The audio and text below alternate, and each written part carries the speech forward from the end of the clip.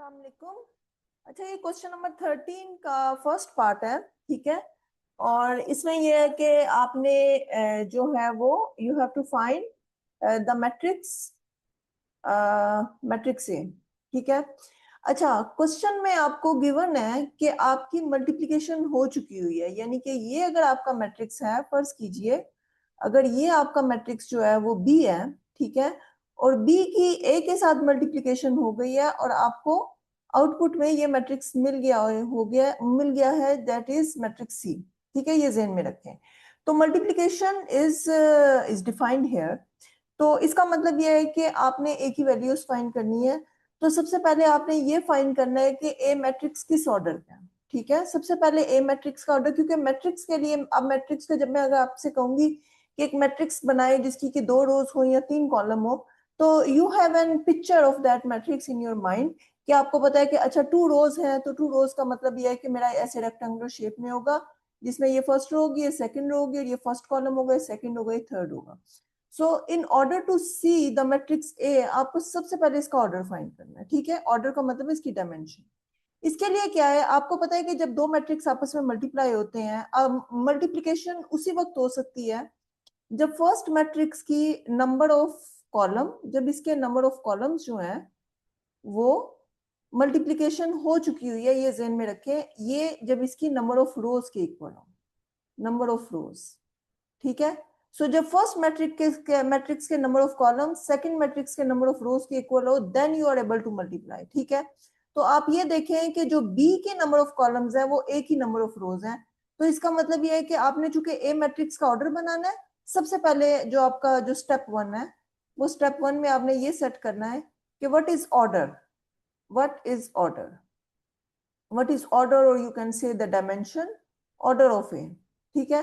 तो ए के लिए जो आपके नंबर ऑफ रोज हैं, number of rows of A, वो किसके इक्वल है, वो इक्वल है number of columns, number of column of B, ठीक है। अब बी के नंबर ऑफ कॉलम्स कितने हैं, 2। तो इसका मतलब ये है कि ए की जो नंबर ऑफ रोज है वो 2 है। सो इसका मतलब ये है कि ए की जो नंबर ऑफ, अब यहाँ पे जो मेरा स्टेप 1 है जिसमें मैंने इसका ऑर्डर फाइंड करना है, इसके जो नंबर ऑफ रोज हैं वो आपको 2 मिल गए हैं। अब इसके नंबर ऑफ कॉलम फाइंड करने हैं, ठीक है। सो नंबर ऑफ कॉलम के लिए आप ये देखें, ये मैं रब कर रही हूँ, यहीं पे मैं आपको एक्सप्लेन कर देती हूँ। नंबर ऑफ कॉलम के लिए ये होता है कि आपके पास जब दो मैट्रिक्स आपस में मल्टीप्लाई होते हैं, अगर एक मैट्रिक्स बी और ए है, आपके पास आया B A is equal to C, ठीक है। तो इसका मतलब है जो बी ए की मल्टीप्लीकेशन है वो n क्रॉस m है, ठीक है। m इसके नंबर ऑफ कॉलम्स है बी के। सो दिस इज ये आपका जो है ये ऑर्डर ऑफ बी है, ठीक है। और जो ए के नंबर ऑफ कॉलम्स है वो m होने चाहिए, और आगे से ए की जो नंबर ऑफ ए की नंबर ऑफ रोज m होनी चाहिए, और आगे से जो मर्जी इसके नंबर ऑफ कॉलम, ठीक है। तो जो आपका आउटपुट में मैट्रिक्स होता है ये आपका ऑर्डर ऑफ ए है, ठीक है। और जो आउटपुट में मैट्रिक्स होता है उसमें ये नंबर जो होता है ये निकल जाता है, और जो आउटपुट में रिजल्टिंग मैट्रिक्स होता है आफ्टर मल्टीप्लिकेशन, उसकी डायमेंशन होती है n क्रॉस पी। सो इसका मतलब है कि जो p है, सो इसकी जो नंबर ऑफ रोज है वो नंबर ऑफ फर्स्ट मैट्रिक्स होता है। सो नंबर ऑफ रोज जो है वो किसके इक्वल होगा, वो number of rows of A होगा, ठीक है। Number of rows of B होगा, ठीक है, क्योंकि बी आपका फर्स्ट मैट्रिक्स है। और इसकी जो नंबर ऑफ कॉलम्स हैं वो किसके इक्वल है, that is the number of column of second matrix से, ठीक है। अब आपका यहाँ पे जो रिजल्टिंग मैट्रिक्स है वो सी है, तो सी के जो नंबर ऑफ कॉलम्स हैं वो किसके इक्वल होंगे, वो ए के नंबर ऑफ कॉलम्स के इक्वल होंगे बाय यूजिंग दिस आइडिया, ठीक है। सो यहाँ पे मैं अब इसको रब करके यहाँ पे आपको लिख के दे रही हूँ कि जो आपकी ए की जो नंबर ऑफ रोज है वो किसके इक्वल है, दैट इज इक्वल टू ए की जो नंबर ऑफ रोज है वो बी के नंबर ऑफ कॉलम्स की इक्वल है, जो कि मेरे पास 2 है। So the number of column by the multiplication rule, the number of column of A is equal to the number of column of C, that is your resulting matrix after multiplication. और अब आपके पास सी given है, सी के number of column कितने हैं 2, तो इसका मतलब है 2 है, तो आपका जो एक ऑर्डर होगा वो 2/2 का होगा। सो अब आपने क्या करना है कि आपने ए मैट्रिक्स को इस मल्टीप्लिकेशन में इन्वेट करना है, यानी उसकी एक शेप लेके आनी है, फिर you will apply the multiplication and see how you are able to get the values of the entries of A. लेकिन एक और बात मैं यहाँ पे आपको बता दूं कि इस मैट्रिक्स में आपकी इन्वर्टिबल वाला रूल अप्लाई नहीं हो सकता। क्यों? क्योंकि इन्वर्टिबल रूल में ये होता है कि आपके ऐसे मैट्रिसेस का इन्वर्स एग्जिस्ट करता है जो कि स्क्वायर मैट्रिक्स हो। अब आपका यहाँ पे मैं जो मैट्रिक्स आपका ये मैंने साइन किया हुआ है जो बी है, बी एक स्क्वायर मैट्रिक्स नहीं है, इसलिए मैं बी का इन्वर्स डिफाइन नहीं कर सकती। इसलिए आपको यहाँ पे वो रूल अप्लाई करना पड़ेगा जिसमें आप मैट्रिक्स ए को ए की कुछ वैल्यूज लें। सबसे पहले मैट्रिक्स ए का ऑर्डर फाइंड करें, उसके बाद आप मैट्रिक्स ए को इसके साथ मल्टीप्लाई करके इक्वेशंस बनाएं, और इक्वेशंस के बाद आप जो है वो ए बी सी की वैल्यूज फाइंड करें। इसमें वो इन्वर्टिबल रूल अप्लाई नहीं होगा क्योंकि आपका ये मैट्रिक्स जो है ये एक स्क्वायर मैट्रिक्स नहीं है। स्क्वायर मैट्रिक्स होगा तो इन्वर्टिबल रूल अप्लाई होगा, ठीक है। सो अब यहाँ पे आपका जो मैट्रिक्स ए का ऑर्डर है वो है 2/2। सो लेट कर लेते हैं कि आपका जो ए है वो किसके इक्वल है, that is equal to A B C and D, ठीक है। अगर आपका ए इसके इक्वल है, आई होप कि ये आपको पता चल गया होगा कि ए का ऑर्डर मैंने कैसे लिया है। एक ऑर्डर जो है वो किसके इक्वल है, number of columns of this matrix B, इसकी कॉलम्स जो है वो ए की नंबर ऑफ रोज के इक्वल है, ठीक है। और जो नंबर ऑफ कॉलम्स इसके हैं जो आपका रिजल्टिंग मैट्रिक्स है, ये जो सी मैंने ये जो आपका ये वाला मैट्रिक्स है, इसके नंबर ऑफ कॉलम जो है वो ए के नंबर ऑफ कॉलम्स के इक्वल है, ठीक है। सो अब ए को आपने ए बी सी डी लिया है, and know in this question you have to find the value of A B C and D, ठीक है। अब मल्टीप्लीकेशन रूल आपके पास है, मल्टीप्लीकेशन आपकी क्या है, आपके पास है 5 - 1 0 0 3 1, इसकी ए के साथ मल्टीप्लीकेशन गिवन है, ए के साथ मल्टीप्लीकेशन अगर आपकी है that is A B C and D, तो वो आउटपुट में आपको क्वेश्चन में ही दिया हुआ है कि वो किसके इक्वल है, दैट इज 3 - 7 0 0 7 एंड 2, ठीक है। अब आपने क्या करना है, आपने इसे सिंपल मैट्रिक्स मल्टीप्लाई करना है। मैट्रिक्स मल्टीप्लाई जब आप करेंगे इसे तो आपके पास आ जाएगा 5 first row, I hope you know how to multiply matrices. So 5a - c, ठीक है। उसके बाद सेकंड में आपके पास 0 आ जाएगा बिकॉज 0a + 0c। उसके बाद जो आपके पास आ जाएगा वो आ जाएगा 3a - c, ठीक है। अब यहाँ पे आपके पास जो आ जाएगा वो आ जाएगा 5b - d, और अगर आप देखें सेकंड मैट्रिक्स सेकंड रो आपकी सेकंड एंट्री 0 है, और उसके बाद आपके पास आ जाएगा 3b plus I think plus yes plus D, एक मिनट, ये आपके पास है 5a - c 3a प्लस सी है, सॉरी ये 3a प्लस सी है, और ये 3b प्लस डी आ जाएगा, ठीक है। और यहाँ पे जो आपकी जो इक्वल मैट्रिक्स जो आपको गिवन है वो क्या आपका 3 - 7 0 0 7 एंड 2, ठीक है। अब आपने क्या करना है, अब आपने चूंकि दोनों मैट्रिक्स आपके इक्वल है, सो आपने क्या करना है, आपने मैट्रिक्स ए की एंट्रीज को सॉरी दोनों मैट्रिक्स की एंट्रीज को इक्वेट करना है, क्योंकि दो मैट्रिक्स आपस में इक्वल होते हैं। इसका मतलब क्या होता है कि आपकी कोरस्पॉन्डिंग एंट्रीज जो है वो इक्वल है। अच्छा, अब अगर आप गौर से देखें तो ये जो फर्स्ट कॉलम है, फर्स्ट कॉलम की दोनों इक्वेशन ए और सी की है, और सेकंड कॉलम की दोनों इक्वेशन बी और डी की है। सो आप एक काम करें, आप ये दो इक्वेशन फर्स्ट कॉलम को equating the entries, equating the entries, and then you will get 5a - c and 3a plus c, ठीक है। और दूसरी तरफ से इज इक्वल टू ये आपका है 3 के इक्वल, चूंकि फर्स्ट एंट्री है, और ये आपकी है 7 के इक्वल। और दूसरी तरफ से जो आपकी b वाली और d वाली एंट्री है that is 5b - d is equal to -7। और नेक्स्ट आपकी जो चूंकि 0 इक्वल टू 0 है, सो 0 को इक्वेट करने का कोई फायदा नहीं है। सो 3b प्लस डी, और वैसे भी मुझे जरूरत भी नहीं थी क्योंकि मुझे दो इक्वेशन चाहिए, क्योंकि मेरे पास दो नोन है। इन दोनों को मैं सॉल्व करूंगी तो जैसे आप साइमल्टेनियसली सॉल्व करते हैं, इन दोनों को ऐड कर लें तो आपके पास आ जाएगा 8a इज इक्वल टू 7 8 9 10।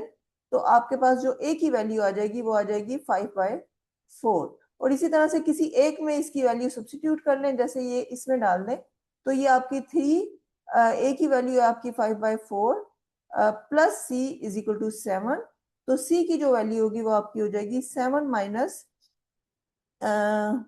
15/4। सो ये आपको मिल जाएगी 728 माइनस 15/4। सो 28 में से अगर मैं अब 15 निकाल रही हूँ तो I think you will gate 28 में से अगर मैं 15 निकाल रही हूँ तो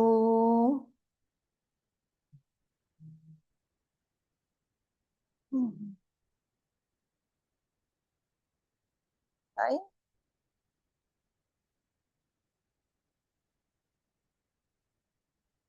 तो दिस इज 13/4। सो ये आपकी सी की वैल्यू आ जाएगी और ए की वैल्यू है 5/4। इसी तरह से अगर आप देखें तो सी और डी को अगर मैं सॉल्व कर रही हूँ तो आपकी जो यहाँ पे अगर इन दोनों को मैं सब्ट्रैक्ट करती हूँ तो मेरे पास आ जाएगी 8b इज इक्वल टू -7 है ना, तो -7 से 2 अगर आप सब्ट्रैक्ट करेंगे तो -5 आ जाएगा और b की वैल्यू जो आ जाएगी वो आ जाएगी -5/8। अब किसी एक में सब्स्टिट्यूट कर लें तो 3, b वैल्यू आपकी है -5/8, ये मैं इक्वेशन 2 में सब्स्टिट्यूट कर रही हूँ। So plus d is equal to 2, तो जो d की वैल्यू है वो आपकी है 2 plus 15/8। So this is equal to 16 plus 15/8. So 10 plus 10 30 31/8। 31/8 जो है वो आपकी डी की वैल्यू है। सो इसका मतलब क्या है कि आपकी जो ए की वैल्यूज है वो किसके इक्वल है, ए की वैल्यू किसके इक्वल है, ए की ये वैल्यू है आपकी, सी की वैल्यू इसके इक्वल है और डी की वैल्यू। सो ए की वैल्यू है आपकी 5/4 और बी की वैल्यू है आपकी -5/8, ठीक है, और सी की वैल्यू है आपकी 13/4 और डी की वैल्यू है आपकी 31/8। अच्छा, इसमें से अब कॉमन ले लें, अगर आप देखें डिनोमिनेटर में 4 कॉमन लिया जा सकता है, so you can take it but this is your answer, ठीक है। सो आई होप कि ये आपको समझ आ गई होगी। सो ये आपकी ए की वैल्यू है, ठीक है। अच्छा, एक बात ध्यान में रखनी है, इस क्वेश्चन में सबसे पहले आपने क्या करना है, आपने ऑर्डर फाइंड करना है।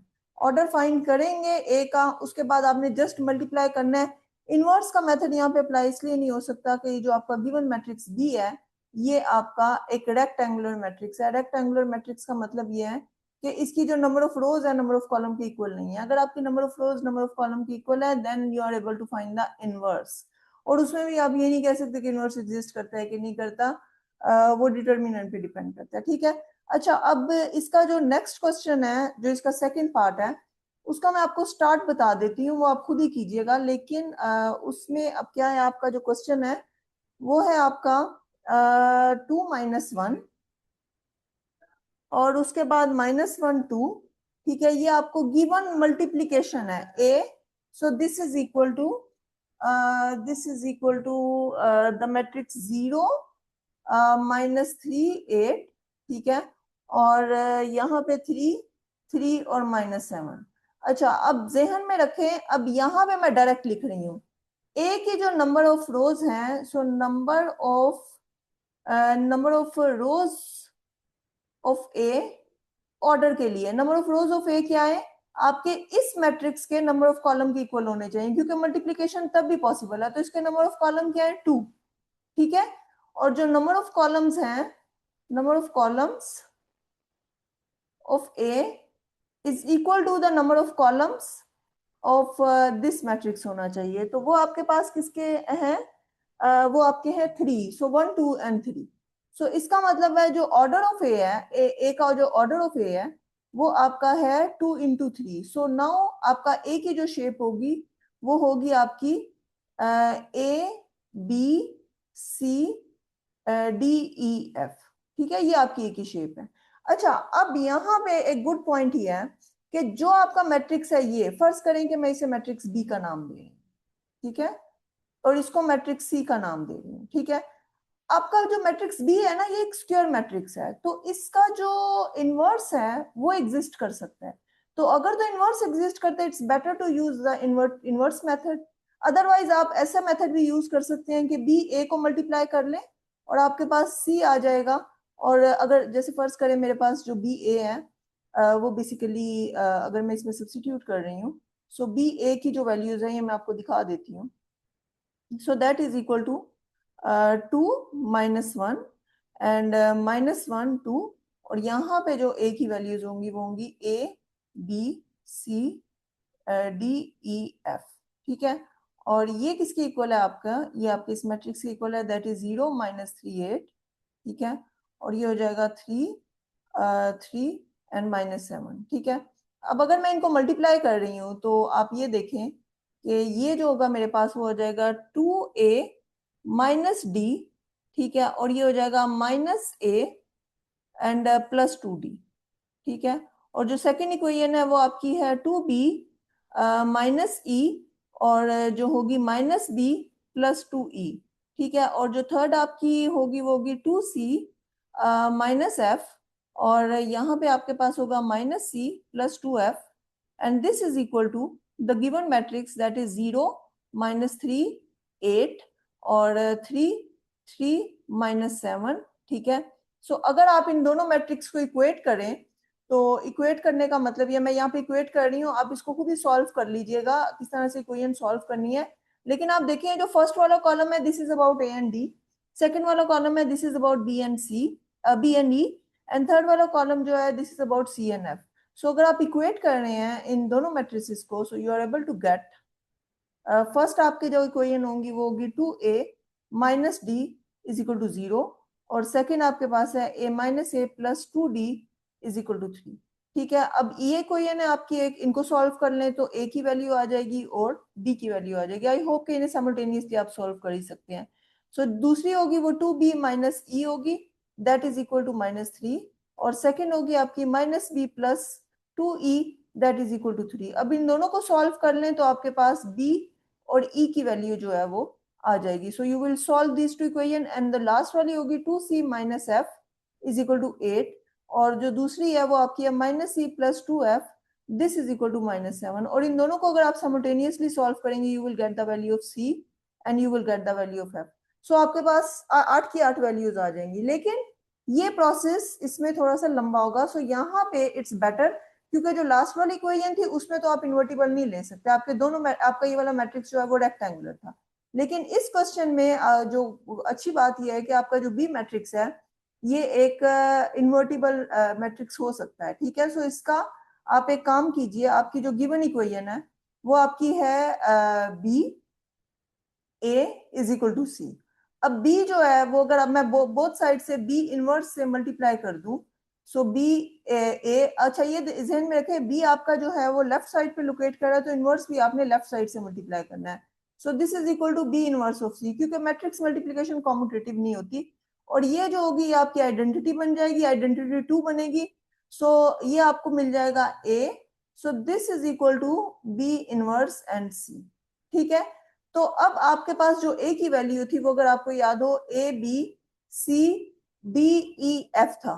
ठीक है, और जो b था आपका, ये आपका जो b है गिवन, वो क्या था आपका, that is equal to 2 -1 and -1 and 2, और आपको पता है 2/2 मैट्रिक्स का जो इनवर्स होता है इसका अगर आप डिटर्मिनेंट लें तो that is equal to 4 + 1 this is equal to 5, और ये नॉन जीरो है तो इनवर्स एग्जिस्ट करता है। तो जो बी इनवर्स होता है वो आपका क्या होता है, adjoint of A adjoint of B over the determinant of B. So अगर आप देखें तो आपका एडजॉइंट क्या है कि इन दोनों की अगर आप चेंज कर दें, इन दोनों के साइन चेंज कर दें, so this is equal to 1/5, और एडजॉइंट आपका होगा आपका 2 1 1 एंड 2। ठीक है, तो ये आपका जो है ये बी इनवर्स है। अब बी इनवर्स को आप यहाँ पे मल्टीप्लाई कर दें, दैट इज 1/5 एंड 2 1 1 एंड 2, और जो c की वैल्यू है वो आपकी गिवन है वो क्या है आपकी 0 -3 8 एंड 3 3 -7। ठीक है, तो ये आपकी c की वैल्यू है।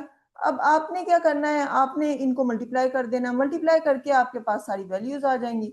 सो लेट्स सी मल्टीप्लिकेशन से क्या आ जाएगा, 2 + 3 और नेक्स्ट आ जाएगा 0 प्लस 6, ओके। एंड अगला आपके पास है 2 इंटू 3 इज -6, -6 प्लस 3 आपके पास -3 आ जाएगा, और -3 प्लस 6 आपके पास 3 आ जाएगा। 16 - 7 जो है वो आपके पास आ जाएगा आई थिंक 9, और यहाँ पे आपके पास आ जाएगा 16 - 7, और यहाँ पे आपके पास आ जाएगा 8 - 14। सो 8 - 14, आई थिंक दिस इज -6, ठीक है। सो ये आपके पास वैल्यू आ गई है। सो अब क्या है आपके आप इसमें से 3 कॉमन ले लें, या ऐसा काम करें कि आपकी इसके पास जो वैल्यू आ जाएगी वो आ जाएगी 3/5, और जो ये आ जाएगी -3/5, क्योंकि आप 5 से मल्टीप्लाई कर दें, आ जाएगी 9/5, और ये आ जाएगी आपकी 6/5। This is your 3/5 and this is your -6/5, और ये आपका मैट्रिक्स जो है, ये गिवन मैट्रिक्स जो आपका ए है, ये वो हो जाएगा। सो ये मेथड जो है इसमें ये ज्यादा आसान है, क्योंकि इसमें जो गुड पॉइंट है वो ये है कि आपके पास एक स्क्वायर मैट्रिक्स है, तो you can find the invertible rather than to use this matrix, क्योंकि कोई इनको सॉल्व करना, और देखिए इसमें 3 सिस्टम्स हैं, तो 3 सिस्टम्स को सॉल्व करना, और ये थोड़ा सा ज्यादा कंप्यूटेशनल वर्क होता है, एंड मैथमेटिक्स में बहुत ज्यादा कंप्यूटेशनल वर्क जो होता है ये इतनी ज्यादा स्मार्ट अप्रोच नहीं होती, ठीक है। सो आई होप कि आपको ये समझ आ गई होगी। Thank you.